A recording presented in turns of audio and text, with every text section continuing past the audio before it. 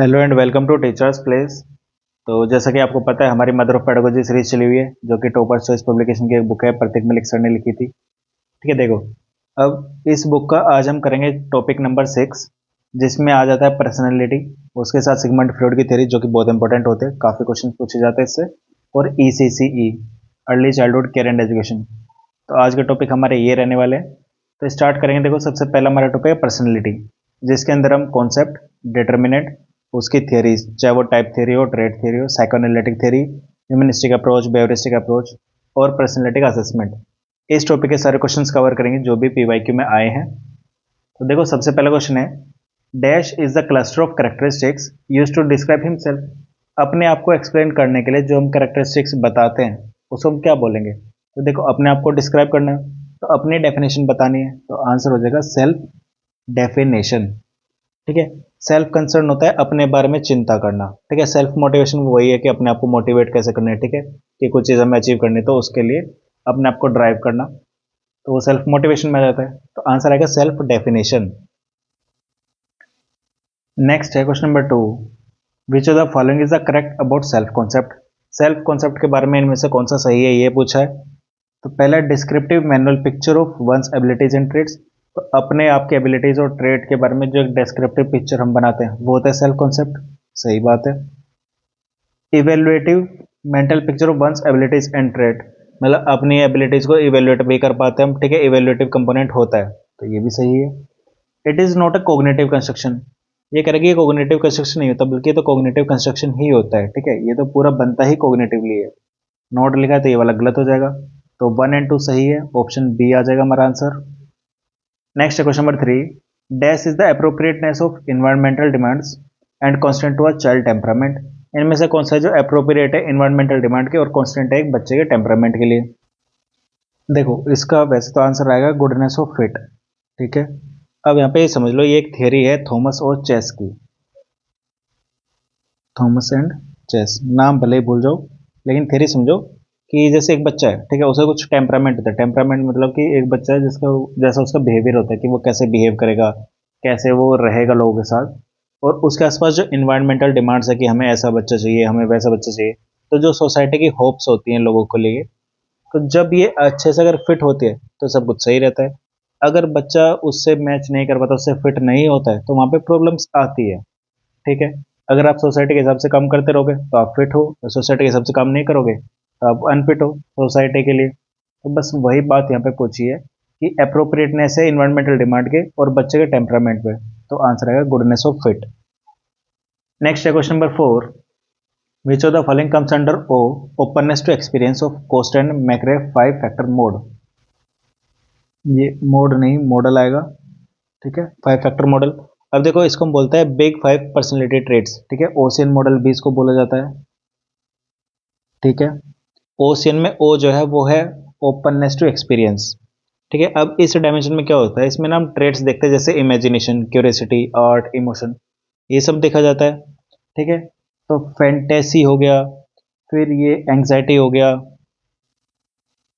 तो फैंटेसी तो आ जाता है ओपननेस में। ठीक है, एंग्जाइटी आता है हमारा न्यूरोटिसिज्म में, न्यूरोटिसिज्म में आता है। ठीक है, तो ओपननेस के लिए पूछे तो सिर्फ फैंटेसी आएगा, एंग्जाइटी नहीं आएगा। ठीक है, तो आंसर क्या आ जाएगा, only 1।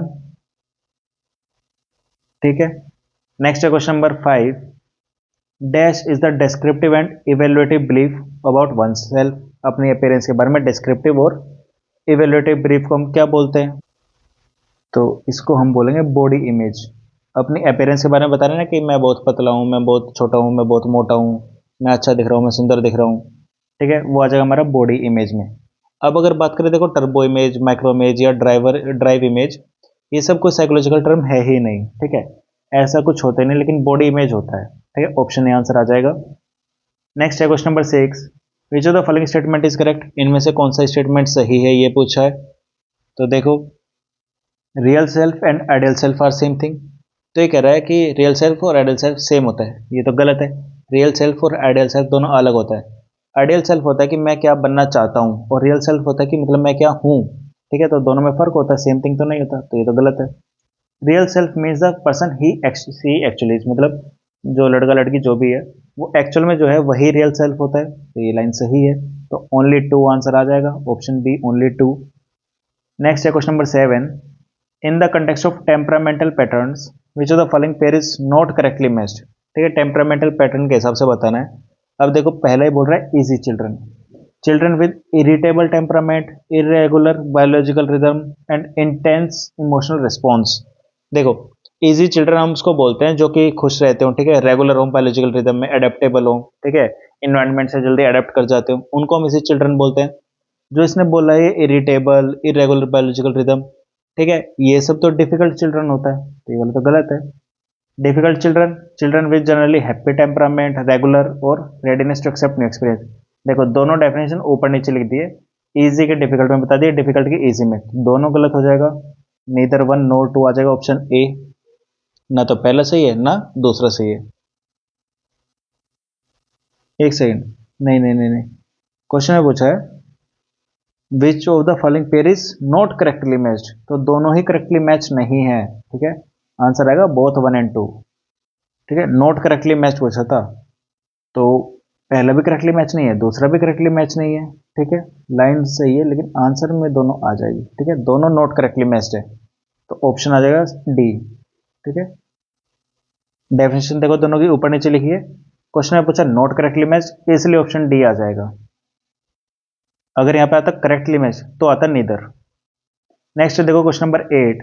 According to William James sense of self which of the following pair is correctly matched. अब इन्होंने पूछा है कि विलियम जेम्स का जो सेंस ऑफ सेल्फ है, थ्योरी ऑफ सेल्फ उसने दी थी विलियम जेम्स ने, तो उसके हिसाब से करेक्टली मैच कौन सा है, तो उन्होंने देखो दो चीज बताई थी, एक होता है आई सेल्फ, एक होता है मी सेल्फ। आई सेल्फ में सब्जेक्ट होता है जो कि नोअर होता है, जो जानता है, ठीक है, वो सब्जेक्टिव एंटिटी होता है जो अपने आप के बारे में बताता है, वो आई थिंक आई नो, जैसे हम बोलते हैं ना कि मुझे ऐसा लग रहा है, मुझे ये पता है, मैं सोच रहा हूँ, तो वो वाला आई सेल्फ होता है। मे सेल्फ होता है कि वो नोन है, it is what the person knows objectively about themselves, कि वो अपने बारे में जो जानते हैं, ठीक है, कि मुझे ये चीज पसंद है, तो वो जो बात जानते हैं कि मुझे ये पसंद है, तो वो आ जाता है मी सेल्फ में। ठीक है, अब देखो पहला स्टेटमेंट है आई सेल्फ, आई सेल्फ में लिखा है what a person knows objectively about himself, तो गलत हो गया। दूसरा है me self the subjective entity that wants to know about itself, देखो दोनों ने अपोजिट लिखा है, इसमें इज करेक्टली मैच्ड पूछा है, इज करेक्टली मैच कोई सा भी नहीं, तो आ जाएगा neither nor one nor two. ठीक है, पहले वाले में पूछा था नॉट करेक्टली मैच, इसलिए बहुत आगे था, इसमें इज करेक्टली मैच पूछा है तो कोई से ने भी नहीं कराया। Question number 9। Dash are the children whose temperament is generally mild. ठीक है, ना तो इजी है ना डिफिकल्ट है, मतलब ना तो वो हैप्पी बच्चे हैं ना वो इरिटेबल बच्चे हैं, but who are hesitant about accepting new experience. तो ये वो बच्चे जिनका टेम्परामेंट भी माइल्ड है और वो एक्सपीरियंस, नए एक्सपीरियंस को एक्सेप्ट करने में भी हेजिटेंट होते हैं। तो देखो इजी चिल्ड्रन तो नहीं है, डिफिकल्ट चिल्ड्रन भी नहीं है, क्या वो एक्टिव चिल्ड्रन होंगे या slow to warm up children होंगे, तो हम ऐसे बच्चों को बोलते हैं slow to warm up children. ठीक है, जो जनरली माइल्ड हो और हेजिटेंट हो, इनको हम बोलते हैं स्लो टू वार्म अप। जैसे हम कहते हैं ना कि जैसे ये बच्चा थोड़ा जल्दी नहीं खुलता है, ठीक है, तो वो जो जल्दी नहीं खुलते हैं वो वाले बच्चे आ जाते हैं इसमें। नेक्स्ट है question number 10। Which of the following statement is correct regarding self esteem. Self esteem के बारे में इनमें से कौन सा सही है ये पूछा है। तो पहला सिस्टम है कि it is the self evaluative part of self concept, तो खुद के बारे में इवेल्युएटिव पार्ट है ये इसका सेल्फ कॉन्सेप्ट का, सही लाइन लिखी है। From a neo Piagetian perspective it is based on child's growing cognitive ability to describe and define themselves. अपने आप को बच्चा कैसे डिफाइन करता है, कैसे डिस्क्राइब करता है, इस बारे में बात हो रही है, तो ये लाइन भी सही है, देखो दोनों स्टेटमेंट सही है, बोथ वन एंड टू आ जाएगा। नेक्स्ट है question number 11। Dash is a postural deformity and it means increase in the amount of normal convexity. देखो जैसे कई बार होता है ना कि एक तो वो कमर पे कुबड़ा सा बन जाता है, किसी किसी की कमर थोड़ी अंदर को चली जाती है जिसको हम बोलते हैं राउंड बैक और होलो बैक। तो जो राउंड बैक होती है, राउंड बैक में क्या होता है, हमारी जो कन्वेक्सिटी होती है ना वो बढ़ जाती है, मतलब कमर जो ऐसे होनी चाहिए थी वो थोड़ी थोड़ी ऐसे हो जाती है, ठीक है, तो वो कुबड़ा सा निकल जाता है जिसको हम बोलते हैं काइफोसिस। काइफोसिस, ठीक है, कन्वेक्सिटी इसमें बढ़ जाती है, ठीक है, हंचबैक भी बोलते हैं इसको, हंचबैक अपीयरेंस। दूसरा होता है होलोबैक।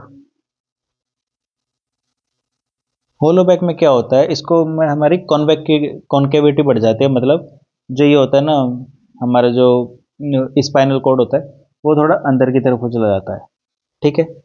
एक तो अंदर की तरफ को चला जाएगा, लंबार रीजन जो हमारा होता है इसको हम बोलते हैं स्कोलियोसिस, ठीक है, नहीं लॉर्डोसिस बोलते हैं, होलोबैक को बोलते हैं लॉर्डोसिस, ठीक है। इसके बाद एक और होता है स्कोलियोसिस, स्कोलियोसिस, इसमें जो हमारी स्पाइनल कॉर्ड होती है वो थोड़ी सी मतलब साइडवेज चली जाती है, ठीक है, या तो वो राइट साइड चलेगी या लेफ्ट साइड चले जाएगी, उसको बोलते हैं मतलब साइडवेज बोल लो उसको, वो आ जाता है हमारा स्कोलियोसिस में, ठीक है। अब ये पूछ रहा है नॉर्मल कन्वेक्सिटी हमारी बढ़ गई, ठीक है, कन्वेक्सिटी अगर बढ़ गई है तो ये क्या हो जाएगा, काइफोसिस हो जाएगा, ठीक है। नोकनी तो लगे होता है, नोकनी वो होता है जिसके घुटने मिलते हैं, अगर सीधे खड़े रहो तो दोनों घुटने एक दूसरे से मिलते हैं तो उसको हम बोलते हैं नोकनी, ठीक है, तो काइफोसिस समझ में आ गया। अब देखो नेक्स्ट है, in the context of Costa and McCrae 5 factor model, मतलब जो ओशन मॉडल है उसके हिसाब से इनमें से कौन सा सही मैच नहीं है। अब देखो न्यूरोटिसिज्म एंग्जाइटी और डिप्रेशन सही है, मतलब ये तो सही मैच है। कंसियसनेस, कंसियस, कंसेंटियस, ऑर्डरली और ड्यूटीफुल ये भी सही है, देखो दोनों सही मैच है, ठीक है। पूछा नॉट करेक्टली मैच्ड, तो इनमें से ऐसा नहीं है कि करेक्टली मैच नहीं है, दोनों करेक्टली मैच्ड है, तो आंसर में आ जाएगा नीदर वन नॉट टू, ठीक है। दोनों करेक्टली मैच्ड है लेकिन क्वेश्चन में पूछा था नॉट करेक्टली मैच्ड, इसलिए आंसर आ जाएगा A neither one not two. Option number है 13, what is self concept, self concept क्या होता है, it is the descriptive and evaluative mental picture of one's mental abilities, अभी पढ़ा है। Total image of our selves, दोनों स्टेटमेंट सही है तो आ जाएगा बोथ 1 and 2। नेक्स्ट है question number 14, Carl Rogers believed that the self concept was made of 3 different parts, identify the wrong type of part. तो कार्ल रोजर ने जो 3 पार्ट दिए थे वो थे, पहला था सेल्फ इमेज, ठीक है, सेल्फ इमेज में था कि हम अपने आप को कैसे देखते हैं, जो कि रियल इमेज होती है, रियल सेल्फ होता है। दूसरा होता है आइडियल सेल्फ, ठीक है, आइडियल सेल्फ मतलब जो हम बनना चाहते हैं। और तीसरा होता है सेल्फ वर्थ या सेल्फ स्टीम, जो हम कहते हैं ना कि मेरी इज्जत, मतलब अपने आप को, अपनी रिस्पेक्ट अपने मन में ज़्यादा रहती है, तो वो हो जाता है सेल्फ स्टीम। तो अपनी वैल्यू हम अपने मन में कितनी रखते हैं वो हो गया। तो इसमें सेल्फ डिस्कवरी कोई टर्म नहीं थी, ठीक है, तो वो आ जाएगा identify the wrong type of part, तो यही नहीं था।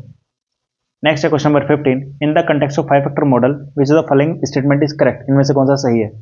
It is a theoretical model developed and tested by Costa and मैक्रे, तो कोस्टा और मैक्रे ने तो एक करा था, ठीक है, तो करेक्ट है।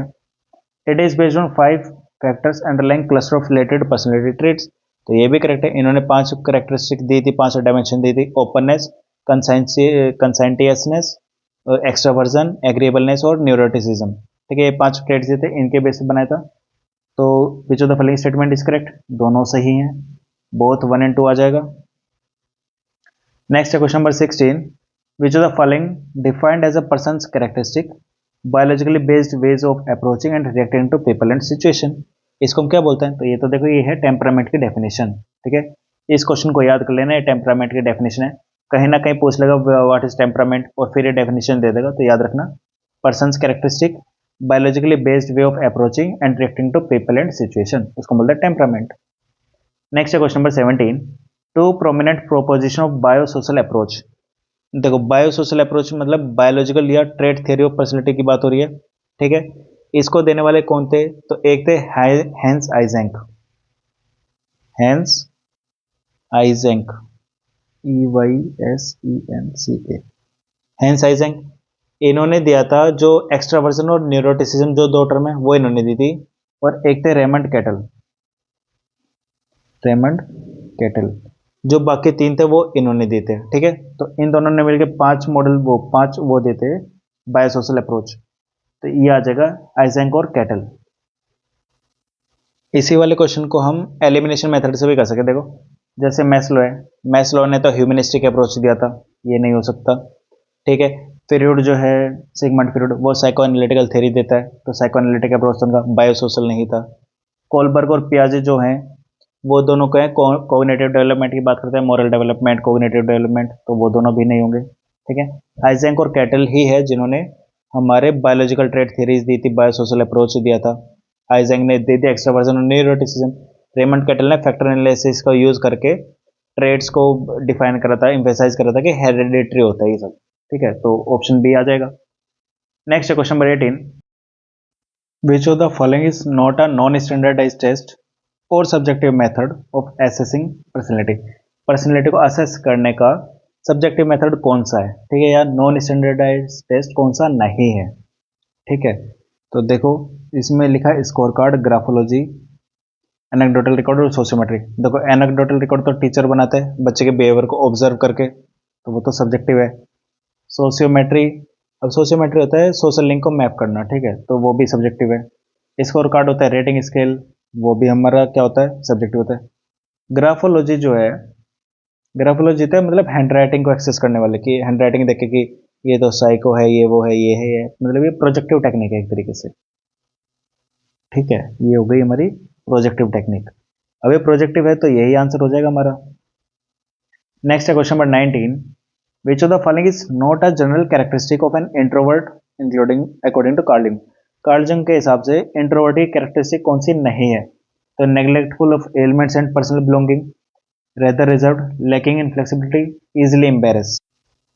तो इसमें देखो जो इंट्रोवर्ट होते हैं ना, इजिली एम्बेरस हो जाते हैं, फ्लेक्सिबिलिटी लैक करते हैं, ठीक है, वो चेंजेस नहीं चाहते, जो उनके हैबिट है वही रहेंगे, ठीक है, अपनी हैबिट्स में रिजिड रहते हैं, वो रिजर्व रहते हैं, ठीक है। तो ये तीन तो हैं जो ये कह रहे हैं ना, neglectful of elements and personal belonging, अपना सामान कहीं भी रख के छोड़ देते हैं, भूल जाते हैं, वो सब आता है एक्सट्रोवर्ट में, ठीक है, वो सब आएगा हमारा एक्सट्रोवर्ट में। तो ये एक्सट्रोवर्ट की क्वालिटी है, तो ये नॉट एन इंट्रोवर्ट की कैरेक्टरिस्टिक पूछी थी तो ये आंसर आ जाएगा ऑप्शन ए। नेक्स्ट है question number 20, which of the following is not a general characteristic of an extrovert? अब एक्सट्रोवर्ट की कौन सी नहीं है ये पूछना है। तो देखो इसमें incline to worry, interest in athletics, तो एक्सट्रोवर्ट तो करता है, ठीक है। फ्लेक्सिबल एंड एडेप्टेबल, एक्सट्रोवर्ट करता है। Likes to work with other, ये तीनों काम एक्सट्रोवर्ट करता है, ठीक है। इंक्लाइन टू वरी ये कौन करता है, इंट्रोवर्ट करता है, तो यही आंसर आ जाएगा। नेक्स्ट है question number 21, which of the following is not a non standardized और, पहले सेम क्वेश्चन रिपीट हो गया, ठीक है, ग्राफोलॉजी आंसर आ जाएगा। नॉन स्टैंडर्डाइज टेस्ट और सब्जेक्टिव मेथड कौन सा है पर्सनैलिटी का असेस करने का? ग्राफोलॉजी है, क्योंकि ये क्या है, प्रोजेक्टिव मेथड है। नेक्स्ट है which of the following is not one of the 12 basic traits according to trait theory? तो ट्रेड थ्योरी के हिसाब से जो 12 बेसिक ट्रेड्स थे, ठीक है, जिनको बाद में 16 पर्सनैलिटी फैक्टर्स बनाया गया था रेमंड कैटल द्वारा, तो उनमें से ये कौन सा बेसिक नहीं है? तो इसमें इनसेंसिटिविटी है, जो कि इसका बेसिक फैक्टर नहीं है, ठीक है, सेंसिटिव था, ठीक है, इनसेंसिटिविटी कोई एक डिस्ट्रिक्ट ट्रेट नहीं था, तो इनसेंसिटिव आ जाएगा। नेक्स्ट है question number 23, which of the following elements given by Carl Jung can be described as primitive in nature and is the reservoir from which all the other systems emerge? तो सबसे पुराना कौन सा था और उसमें से बाकी सारे सिस्टम इमर्ज हुए, तो वो कौन सा था ये बताना है। तो वो आ जाएगा कलेक्टिव अनकॉन्शियस। अब जार्ल कार्ल जंग ने ये बोला था कि ये ना डीपेस्ट लेयर है साइक की, और ये जेनेटिकली इनहेरिट होता है, सारे ह्यूमंस में सेम होता है ये, ठीक है। इसके ऊपर फिर अलग अलग आर्क टाइप्स आते हैं, ठीक है, अलग अलग हमारे पर्सनैलिटी ट्रेड्स आते हैं। तो सबसे पहले जो प्रिमिटिव इन नेचर इसने बोला, प्रिमिटिव इन नेचर और रिजर्वायर जो बोला, उसके हिसाब से आंसर आएगा कलेक्टिव अनकॉन्शियस, ठीक है। Next question number 24, cumulative record card can be categorized under which of the following types of method of assessing personality? ये किसके अंडर आ सकता है? तो देखो ये एक तो आ सकता है हमारे एनेक्डोटल रिकॉर्ड्स के अंदर, ठीक है। एनेक्डोटल रिकॉर्ड्स किसके अंदर आता है, नॉन स्टैंडर्डाइज टेस्ट या सब्जेक्टिव टेस्ट, ठीक है, तो ऑप्शन ए इसका आंसर आ जाएगा। नेक्स्ट है question number 25, according to Carl Jung which of the following is not a general characteristic of an introvert? अब इनमें से कौन सा इंट्रोवर्ट की कैरेक्टरिस्टिक्स नहीं है? तो ऑप्शन ए ही है, neglectful of elements and personal belonging. ये क्वेश्चन भी रिपीट हो गया। Next question number 26, which of the following is the component of attitude? इनमें से कौन सा एटीट्यूड का कंपोनेंट है? तो देखो एटीट्यूड का एक एबीसी मॉडल होता है, एबीसी मॉडल, ठीक है। इसके हिसाब से ए होता है अफेक्टिव, ठीक है, अफेक्टिव मतलब वो फीलिंग्स वाले एलिमेंट, ठीक है, जिससे हमारे फीलिंग्स अटैच होते हैं, उसके प्रति हमारा एटीट्यूड अलग होता है, ठीक है, तो हम किसी ऑब्जेक्ट को लेकर कैसा फील करते हैं वो भी हमारा एटीट्यूड का पार्ट है। दूसरा है बिहेवियरल, मतलब कि हम कैसा एक्ट करते हैं किसी ऑब्जेक्ट के टुवर्ड, मतलब ये हो जाएगा हमारा एक्ट, ठीक है, या बिहेवियर, हमारा बिहेवियर कैसा है। हो सकता है हमारी फीलिंग अलग हो, हमारा बिहेवियर अलग हो। तीसरा आ जाता है हमारा कोग्निटिव, ठीक है, कोग्निटिव का मतलब क्या होता है, नॉलेज या बिलीफ बोल सकते हैं, ठीक है, नॉलेज या बिलीफ कि हम क्या जानते हैं उस ऑब्जेक्ट के बारे में। ठीक है, तो ये एबीसी मॉडल होता है एटीट्यूड का। तो देखो बिहेवियर, फीलिंग एलिमेंट और नॉलेज, ये तीनों तो है। क्रिटिकल थिंकिंग नहीं, तो 1, 2 एंड 4, 1, 2 एंड 4 हो जाएगा हमारा ऑप्शन सी। नेक्स्ट है question number 27। Which of the following is the characteristics of personality, इनमें से कौन सा पर्सनैलिटी की कैरेक्टरिस्टिक है। तो देखो पहला कह रहा है personality of each individual unique, हर इंडिविजुअल की पर्सनैलिटी अलग होती है, सही बात है। दूसरा personality functions as a unified whole, personality as a whole काम करते हैं, ये भी सही है। Personality is static not dynamic, उल्टा लिखा है पर्सनैलिटी डायनामिक होती है, ठीक है, नॉट स्टैटिक, तो ये उल्टा लिखा है इसलिए गलत हो जाएगा। तो 1 एंड 2 आएगा, both 1 and 2 option A. Next है question number 28। Which of the following can not be included under the concept of personality, personality के अंडर में इनमें से कौन सा नहीं आएगा। तो पहला है the way an individual talk, the way an individual walk, मतलब कोई कैसे बात करता है, कैसे चलता है। The way an individual makes decision, कैसे एक इंसान डिसीजन बनाता है। The way an individual act, कि एक इंडिविजुअल एक्ट कैसे करता है। अब देखो ये भी पर्सनैलिटी में आता है, ये भी पर्सनैलिटी में आता है, ये भी पर्सनैलिटी में आता है। जो इसका सी पार्ट है ना, ये जो मेकिंग डिसीजन वाला है, ये आ जाता है इंटेलिजेंस के ऊपर, ठीक है। इंटेलिजेंस हो गया, कोग्निटिव वाला पार्ट गया। पर्सनैलिटी ज्यादातर हम क्या करते हैं, देख के, सामने से देख के समझते हैं, ठीक है, फिजिकल एक्सप्रेशन देख के, थॉट देख के, बिहेवियर देख के, ठीक है। इसमें जो डिसीजन मेकिंग है वो क्या है, वो पर्सनैलिटी का पार्ट तो है, ठीक है, लेकिन बहुत कम है, उससे ज्यादा वो कोग्निशन, इंटेलिजेंस, इनका पार्ट है, ठीक है। तो ये वाला आंसर है जो कि कॉन्सेप्ट ऑफ पर्सनैलिटी के अंडर में नहीं आएगा, ये आएगा इंटेलिजेंस के अंडर में, कोग्निटिव स्किल के अंडर में। नेक्स्ट है question number 29। Which of the following factors affect the self concept, self concept को अफेक्ट इनमें से कौन सा करेगा। तो पहला है नेम एंड निकनेम। तो देखो कोई डेरोगेटरी निकनेम देते हैं हमें, ठीक है, किसी को कालू बोल दो, कुछ भी, मतलब अजीब से गंदे नाम निकनेम निकाल दो, तो क्या है, बंदे की सेल्फ इमेज को खराब करते हैं, डैमेज करते हैं, ठीक है। पॉजिटिव वाले उसको बढ़ा देते हैं, तो ये तो अफेक्ट तो करता है। सक्सेस और फेलियर, अगर कोई बंदा पहले बच्चों में बहुत अच्छा पढ़ता था, ठीक है, अब धीरे धीरे वो फेल होता जा रहा है, कोई एग्जाम उसका क्लियर नहीं हो रहा, तो उसका जो सेल्फ इमेज है, सेल्फ कॉन्सेप्ट है, वो बिगड़ता चला जाएगा, ठीक है। अगर वहीं उसको सक्सेस मिलती चली जाए तो वही उसका सेल्फ कॉन्सेप्ट और बेहतर होता चला जाएगा, तो इसका भी इम्पैक्ट होता है। इंटेलिजेंस, हाई, जितनी ज़्यादा इंटेलिजेंस होगी उतना ही ज़्यादा वो अपने बारे में अच्छे से समझ पाएगा, अपने आप के बारे में अवेयर होगा, ठीक है, और उतने अच्छे से वो खुद को समझ पाएगा। सोशल एक्सेप्टेंस, तो ये तो सोसाइटी का है भाई, हर किसी को चाहिए अपने आसपास के लोगों से उसे वो एक्सेप्ट किया जाए, ठीक है, कि कोई किसी से रिजेक्ट नहीं होना चाहता है, तो ऑप्शन डी भी इसका सही है। तो चारों पार्ट ठीक है, तो 1, 2, 3, 4 चारों ही क्या है, सेल्फ कॉन्सेप्ट को अफेक्ट करते हैं। नेक्स्ट है question number 30। Which of the following plays a role in influencing the concept formation under self concept. तो सेल्फ कॉन्सेप्ट के अंडर में अपने आप का कॉन्सेप्ट जब हम फॉर्म करते हैं कि हम कैसे हैं, क्या हैं, या अपने आप के बारे में जब समझते हैं, तो इनमें से कौन सा है जो एक महत्वपूर्ण रोल, इंपॉर्टेंट रोल फॉलो करता है। तो पहला है रिलेशनशिप विद फैमिली मेंबर्स, हमारा अपनी फैमिली के साथ कैसा रिलेशनशिप है, प्यार व्यार वाला है, एक्सेप्टेंस वाला है, कि ऐसा एक घर में भी ऐसा लगता है कि पता नहीं किसके घर में रह रहे हैं, ठीक है, तो ये तो अफेक्ट करता है। दूसरा है मेमोराइजेशन स्किल, कि हमारी मेमोराइजेशन स्किल कैसी है, रोट लर्निंग की बात हो रही है, तो ये जो है ये हमारा मतलब स्ट्रक्चरल डिटर्मिनेंट तो नहीं है कि हमारा सेल्फ कॉन्सेप्ट इसके हिसाब से बनेगा, ठीक है। तीसरा ऑर्डिनल पोजीशन, ऑर्डिनल पोजीशन होता है मतलब बर्थ ऑर्डर, जैसे घर में कोई सबसे बड़ा भाई हो सकता है, कोई बीच वाला भाई हो सकता है, कोई सबसे छोटा हो सकता है घर में, तो उस पे बेस है कि हाँ अगर सबसे बड़े वाले को ज़्यादा प्यार मिलता होगा घर में, छोटे वाले को अलग से ट्रीट किया जाता होगा, तो ये एल्डर की थ्योरी है, ठीक है, एडलर, एल्फ्रेड एडलर की थ्योरी है ये, ठीक है, उन्होंने इसके बारे में ज़्यादा बात की थी। तो देखो ये तीनों ही जो हैं, इन तीनों में से पहला और तीसरा जो है वो ज़्यादा है जो हमारे सेल्फ कॉन्सेप्ट को बनाते हैं, ठीक है, पर्सनैलिटी डिटर्मिनेंट को ये क्या करते हैं, एक तरीके से यही जो है उसको स्ट्रॉन्ग बनाते हैं। मेमोराइजेशन इसके लिए इतना नहीं है, तो बोथ 1 एंड 3 आ जाएगा ऑप्शन सी। नेक्स्ट है question number 31। Which of the following is the projective technique, इनमें से कौन सा प्रोजेक्टिव टेक्निक है under method of assessing personality, personality को असेस करना है उसके अंडर में प्रोजेक्टिव टेक्निक कौन कौन सी है। तो देखो प्रोजेक्टिव टेक्निक में हमारा आ जाएगा सबसे पहले देखो सोशल ड्रामा, अगर सोशल ड्रामा की बात करेंगे, इसको बोले साइको ड्रामा, ठीक है, नाटक करके पढ़ाना है बच्चों को एक तरीके से, तो ये तो हमारा आ जाएगा प्रोजेक्टिव टेक्निक, ठीक है। पेरेंट्स व्यू हमेशा सब्जेक्टिव होता है, ठीक है, इसमें आप वो मान लो इंटरव्यू मान लो, केस हिस्ट्री मान लो, ये सब क्या होता है, ये सब पेरेंट व्यू क्या हो जाएगा, सब्जेक्टिव। क्लाउड पिक्चर टेस्ट, एक मतलब पिक्चर दिखा देंगे उसके बाद बोलेंगे कि बताओ, मतलब क्लाउड की पिक्चर होगी, तो क्लाउड जो होता है ना कि हाँ शेप्स बना ली क्लाउड ने, फिर उसको इमेजिन करेगा कुछ भी आप बोलते चले जाओ, तो वो जो प्रोजेक्टिव के अंडर में आ जाता है। नेक्स्ट है ब्लैकी पिक्चर टेस्ट। तो ब्लैकी पिक्चर टेस्ट भी यही है, इसमें एक कुत्ता होता है जिसका नाम होता है ब्लैकी, ठीक है, तो उसके बारे में हमें स्टोरीज बना के बतानी होती है। तो ये तीनों प्रोजेक्टिव है और पेरेंट्स व्यू प्रोजेक्टिव नहीं है, ठीक है। तो 1, 3 एंड 4 आंसर आ जाएगा, तो ऑप्शन सी आ जाएगा 1, 3, 4, ठीक है। नेक्स्ट है question number 32, which of the following is not a characteristic of personality, इनमें से कौन सा पर्सनैलिटी की कैरेक्टरिस्टिक नहीं है, ठीक है। तो देखो, personality is product of heredity only, तो नहीं है, हेरिडिटी एंड इन्वायरमेंट का प्रोडक्ट होता है personality. Personality is self consciousness, सही बात है। Personality is continually adjusting itself to environment, ये भी सही है।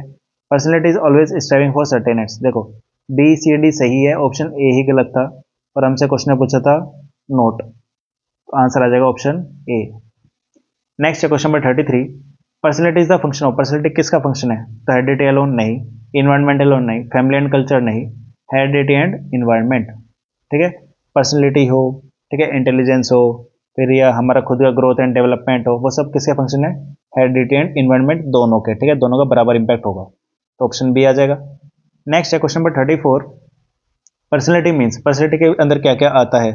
तो देखो, पर्सनैलिटी का मतलब होता है सारे एस्पेक्ट, एक इंडिविजुअल के बारे में जो भी कुछ हो सकता है वो सब, फिजिकल हो, मेंटल हो, इमोशनल हो, सोशल हो, मोरल हो, कुछ भी, यूनिफाइड होल होता है पर्सनैलिटी, ठीक है।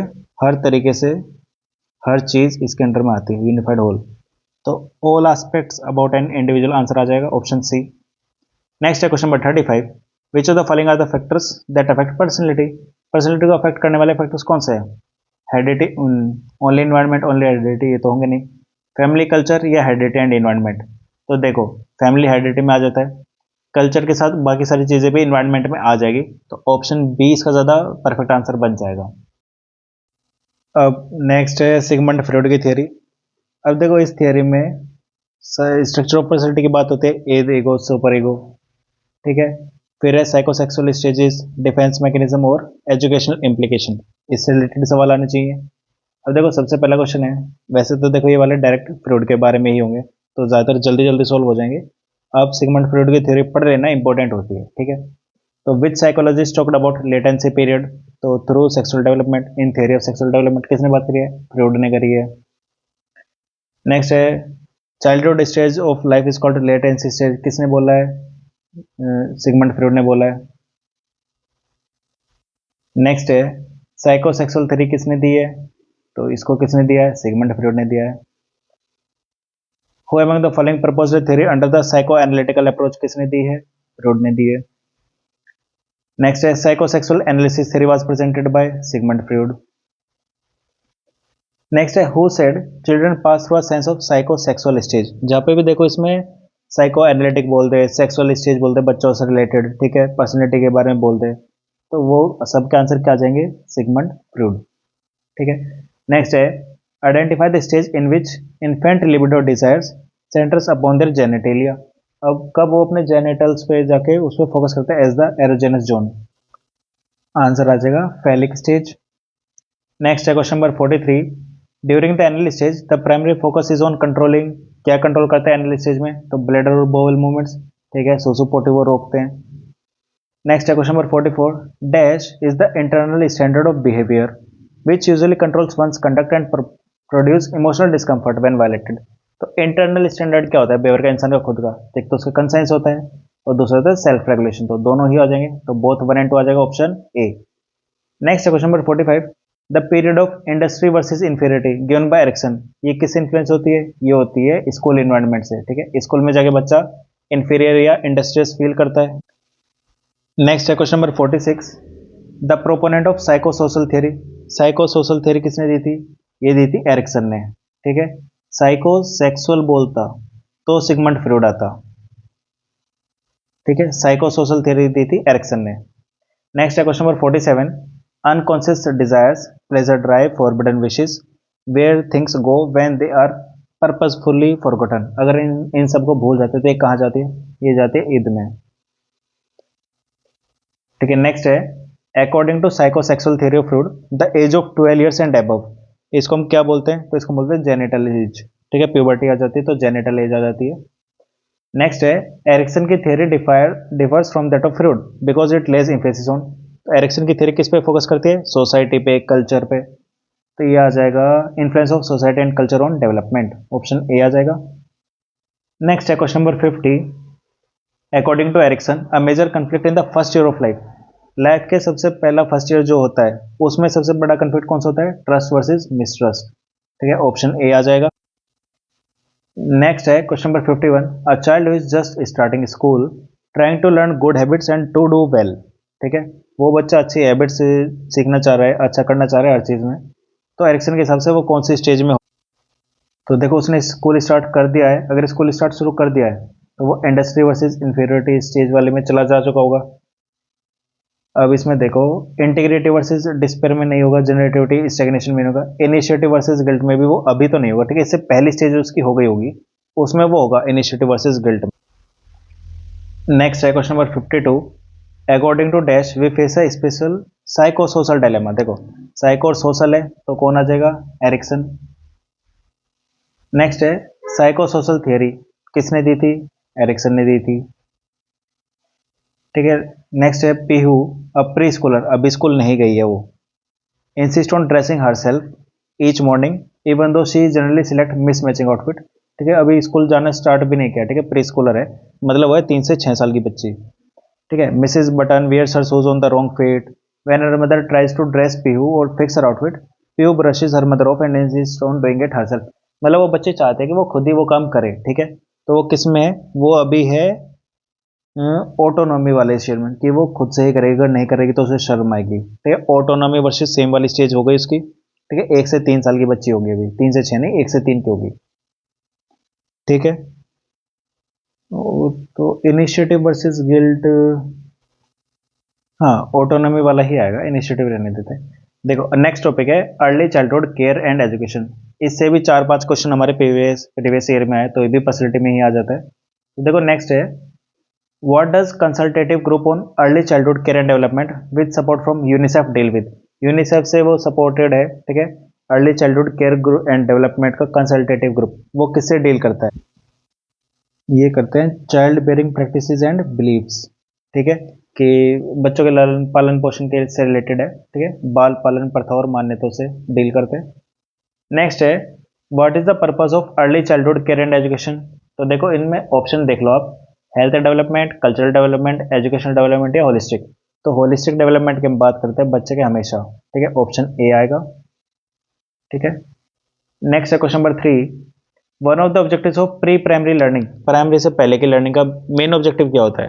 तो देखो उसका मेन ऑब्जेक्टिव होता है कि लर्निंग थ्रू प्ले, ठीक है, बच्चे को खेल खेल में सिखा दो, ठीक है, रोड लर्निंग तो कभी भी नहीं होगा, learning in a close room नहीं होता, लर्निंग एट होम भी नहीं होता है, ठीक है, लर्निंग थ्रू प्ले इसका आंसर आ जाएगा। नेक्स्ट है question number 4। A child begins to cry when the mother drops her off at school, जब उसकी माँ उसको स्कूल छोड़ के जाते हैं तो ये बच्चा रोना स्टार्ट कर देता है, इस बिहेवियर को हम क्या बोलेंगे? तो इसको हम बोलेंगे सेपरेशन फ्रॉम होम या अटैचमेंट इश्यूज जो होते हैं मदर के साथ, ठीक है, तो सेपरेशन एंग्जाइटी इसको बोल सकते हैं हम, ऑप्शन बी आ जाएगा। नेक्स्ट है an infant starts crying when her grandmother tries to take her from her mother set, तो माँ की गोद से दादी माँ ले रही है गोद में, ठीक है, तो अब बच्चा क्यों रो रहा है? तो अब बच्चा रो रहा है स्ट्रेंजर एंग्जाइटी की वजह से, ठीक है, अगर वो दादी माँ अनजान हुई, ठीक है, तो वो क्या आ जाएगा? स्ट्रेंजर एंग्जाइटी की वजह से रोएगा, तो ज़्यादातर ये 6 से 12 महीने के बच्चे के साथ होता है, 6 to 12 मंथ्स के बच्चे के साथ ही होगा, तो आंसर आ जाएगा स्ट्रेंजर एंग्जाइटी, ठीक है। तो आज का टॉपिक हमारा खत्म पर्सनैलिटी। अब हमारा जो पहला टॉपिक था जो DSSC ने ऑफिशियल सिलेबस दिया था जिसमें बोला childhood and development of children, सबसे पहला टॉपिक था, ये हमारा पूरा हो गया है, ठीक है। अब हम कल से करेंगे कंटेम्प्रेरी इंडियन सोसाइटी, जो दूसरा टॉपिक है, कल से हम उसको स्टार्ट करेंगे, तो मिलते हैं कल अगली वाली वीडियो में जो कि आएगी मंडे में, कल नहीं आएगी मंडे में आएगी वीडियो।